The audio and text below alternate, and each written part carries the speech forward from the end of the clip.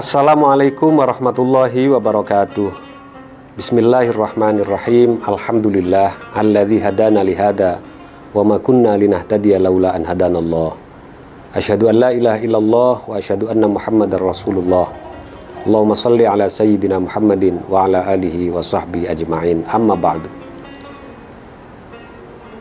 Sayyidina Umar radhiyallahu an pernah menyampaikan makalahnya tentang rahasia kehidupan, di mana beliau menyatakan innallaha ta'ala katama sittatan fi sittatin. Sesungguhnya Allah merahasiakan 6 hal di dalam 6 hal yang lain.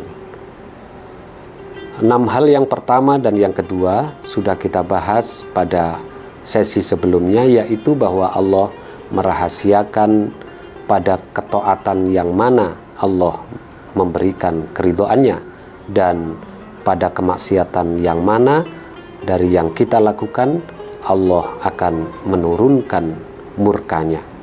Yang ketiga, wa katama lailatal qadri fi syahri Ramadan.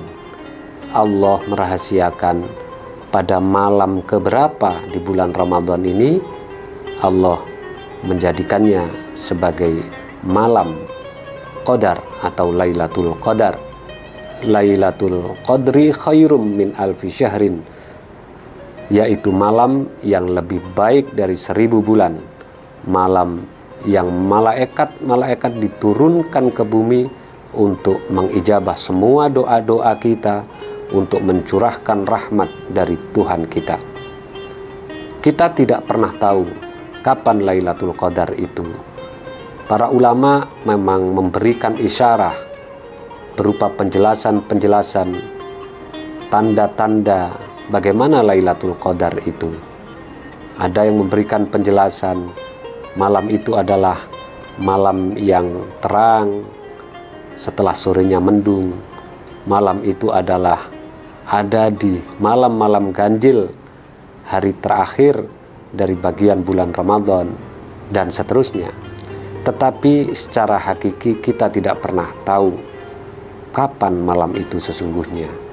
Pelajarannya ialah supaya sepanjang Ramadan kita terus aktif, terus memburu Lailatul Qadar itu, sehingga kualitas hari-hari kita sepanjang Ramadan dipenuhi dengan ibadah, dipenuhi dengan taqarrub kepada Allah Subhanahu wa ta'ala.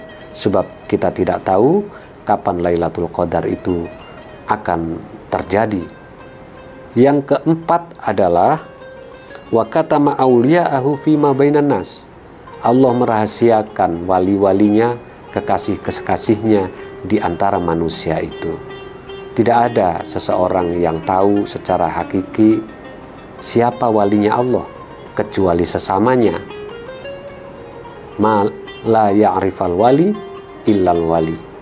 Tidak tahu, tidak kenal siapa walinya Allah kecuali sesama wali itu sendiri.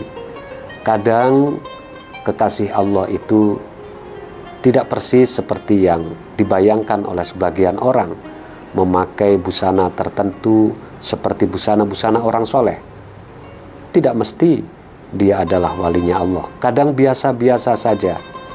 Kadang dia bekerja sebagai umumnya manusia, tetapi memiliki kualitas spiritual, kualitas kesolehan di mata Allah Subhanahu wa ta'ala.